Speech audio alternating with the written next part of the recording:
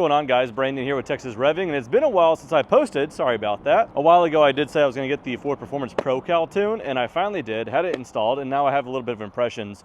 I was thinking about making a video just day of, but I don't think that would have been worth anything to anyone. So let some mileage go by, let some time go by. So we're going to go ahead and talk about it. Now, real quickly though, I want to make this kind of a honest Ford Performance tune review, in the sense that there are things that are claimed out there, and then I really just want to talk about seat of the pants impressions.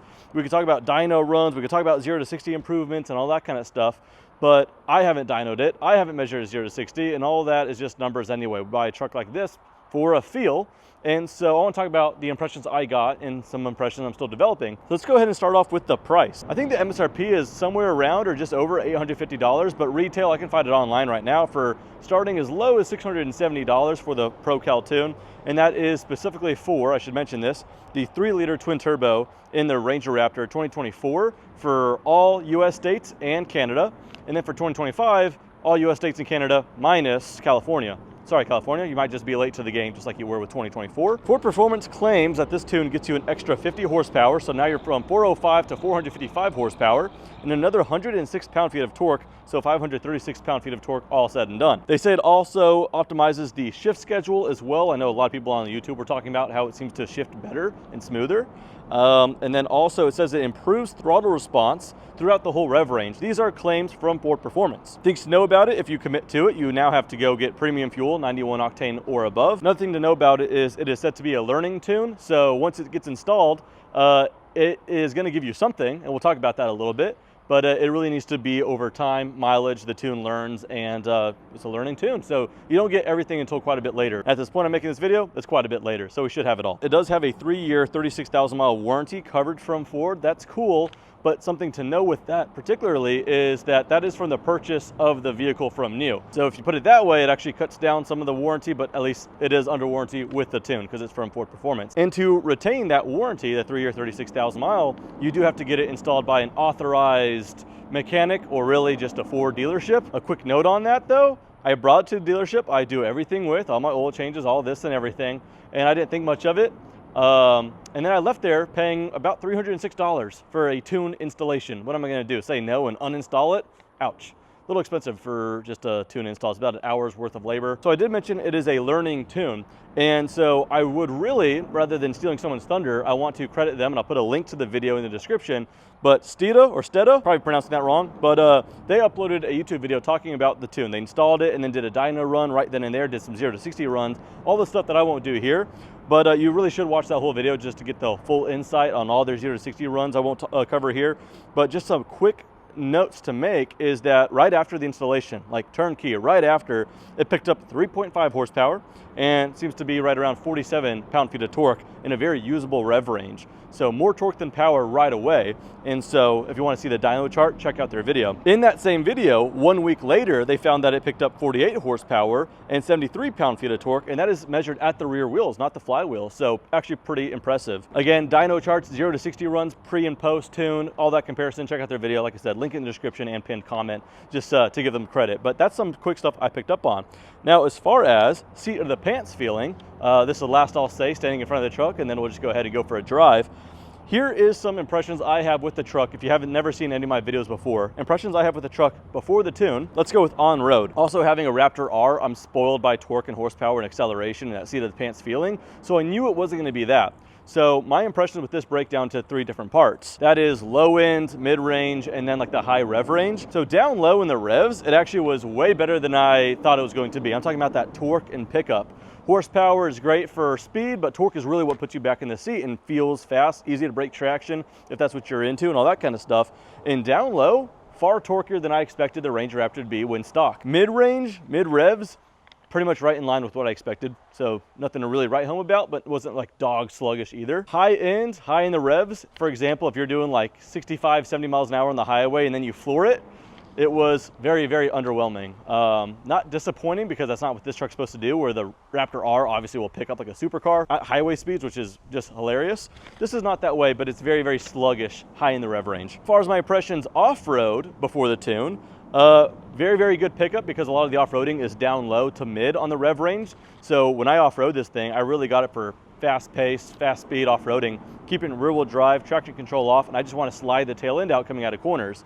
That being said, the torque was fine for that. It was very easy to get the tail end out, and so I was having a blast with it stock off-road. So far, it's been about a month or so and about 800 miles since the tune, and so I think it's learned all of it's going to learn, and here are some of my impressions. Right away, day of the tune, it did seem torquier. When I floored it, I was trying to make sure it wasn't some placebo effect. I'm like, wait, is this really what I'm feeling, or is it just me lying to myself?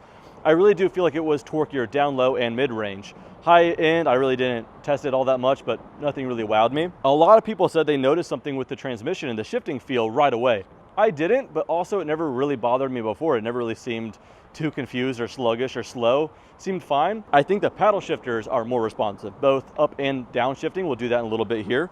But I do think that got a little bit more responsive. Automatic though, I didn't notice the difference. Most people did. And then over just a little bit of time, this might just be in my head. I have not heard anyone say this before. It seems louder, not so much by the exhaust, but the engine. At mid to high revs, when I'm actually like heavy on the throttle, it seems like it's got the same tone, just more of it. A little bit louder engine tone. I don't know, that could totally be in my head. And then I will say, it just seems to brake traction a little easier. When it's dry out, if I get on it a little bit just to get out of my neighborhood quickly because cars are coming, it seems like I'm hearing more tire squealing than before. So it just does seem like it has that little bit more torque and peppiness to it. So in this video, that's enough of them just standing outside of the truck. Just some things to know if you're looking into it, price-wise, installation, all that. But let's actually go ahead and talk about seat of the pants feeling. No measuring, 0 to 60s, no nothing. Let's talk about actually how it feels. I'll try to keep it as honest as possible. I love this truck though, so I'll try to keep opinions and everything unbiased and no placebo. Let's just go ahead and talk about some things to pick up on. Let's go ahead and just turn traction control off all the way here by holding this down, just in case there's like one opportunity I think I can get the tail end out, just one and only. So hopefully it's fun enough. But what I'll do is in a follow-up video to this, I think I kind of want to just make a full-on review with the truck because I got to know it pretty well, pre-tune, post-tune, living with it for as long as I have. And so the next video you guys will see with the Ranger Raptor, and probably be within the next month, is just an overall review of what to expect, what's lived up to my expectations, what's exceeded them, and then just overall things to know for buying one of these for fun or for absolutely living with it day by day, all those things. And I'll probably make that video out at the ranch where I could really hoon on a couple hundred acres and let the thing fly. But let's go ahead and try to get some impressions out here anyway. A little bit of road, a little bit of wide open throttle.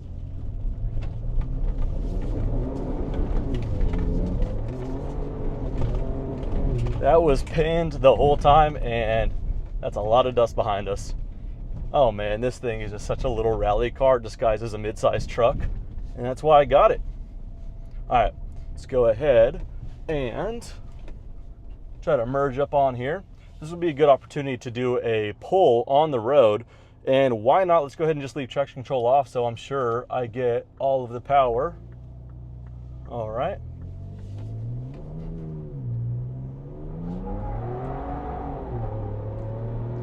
Tires were squealing pretty good there. Longer than I would have expected, and probably longer than without the tune. Looks like the torque and power is getting delivered pretty good there. Keeping traction off, we'll go ahead and just spin it around up here. And what I'm gonna try to do, again, I don't have the stats with me, and I did that on purpose. One, well, maybe I'm a little lazy. I don't wanna just go out and measure 0 to 60 times, but how often are you gonna be doing that with your Ranger Raptor anyway? Maybe it's some things to benchmark, so I get why people do it, and I'm glad that the video I referenced down below did that as well, so we know.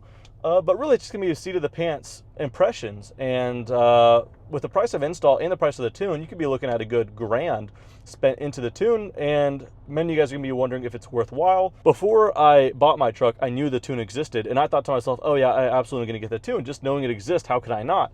And then having the truck and driving it as much as I have, I think I'd put 6,500 miles on it or so, close to 7,000. Before the tune. And to my surprise, if the tune didn't exist, I wouldn't have felt like I'm missing out. So that says a lot right there. But of course, it does exist. And so I got it installed. And is it worth it? It's gonna be yes and no, but let's dive into a little more.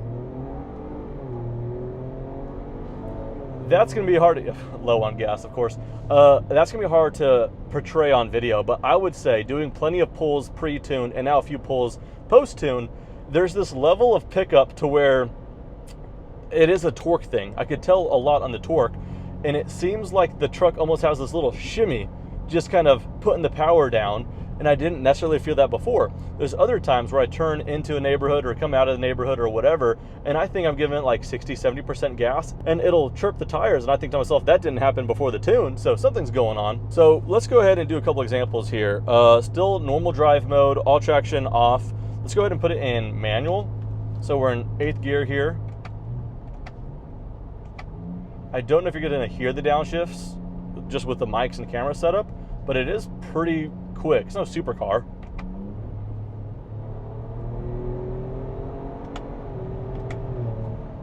I will say though, turbo lag is real in this, and you don't really notice until you go into manual, because if it's in automatic mode, if I floor it, there's a delay, but some of that's also, okay, what gear is right for this speed, and let's go ahead and do all that. But when you're actually in paddle shift mode, you think, okay, it's primed up, let's go.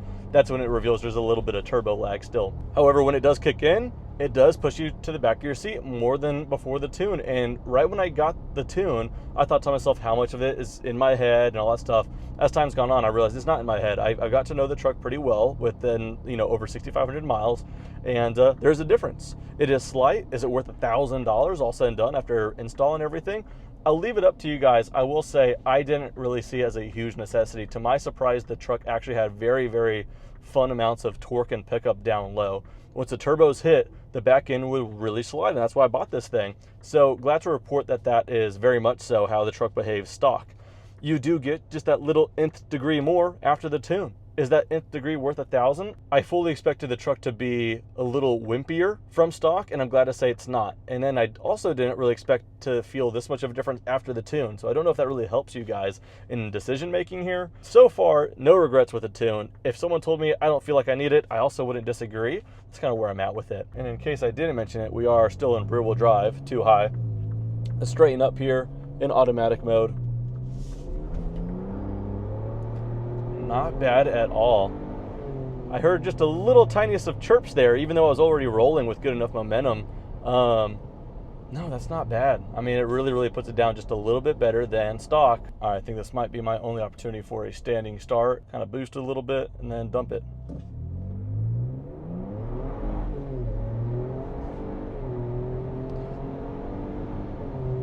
A little asleep at the very beginning, but once I woke up, it really woke up, man. This thing, I don't know. Even being spoiled by the power and torque of a Raptor R that I got to know very, very well and still do know, yeah, this thing is no slouch at all. And so now we'll do this as an example. That was all kind of from low end stuff.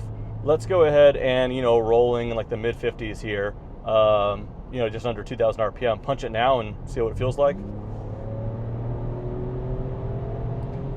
Pulls way stronger for sure. Going just a little quicker here. Let's go ahead and floor it now. Let's see what it feels like, starting from 70. That initial punch is way better too. Yeah, I don't know. I got to go take a good look and check out the dyno charts once again from the before or after. But from my impression, I mean, anything beyond 70 miles an hour from stock just felt so asleep at the wheel if you punched it. And this one, it's not throwing you back to the seat like a GT500 or Raptor R would or nothing like that, but I would say it's pretty substantial.